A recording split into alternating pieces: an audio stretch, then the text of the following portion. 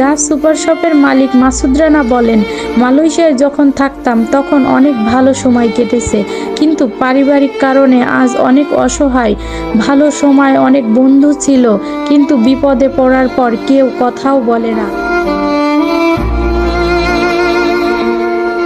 এরপর কি করে জীবন কাটাবো এ নিয়ে চিন্তায় পড়ে যায়। হঠাৎ মাথায় এলো একটা দোকান দেওয়ার। বাজারের কোথাও দোকান নিলে তার জন্য প্রয়োজন অনেক টাকা, সঙ্গে দিতে হবে মাসিক ভাড়াও, কিন্তু সেই টাকা নেই মাসুদ রানার। তাই সড়কের পাশেই গাছের সঙ্গে তৈরি করেছেন এই দোকানটি।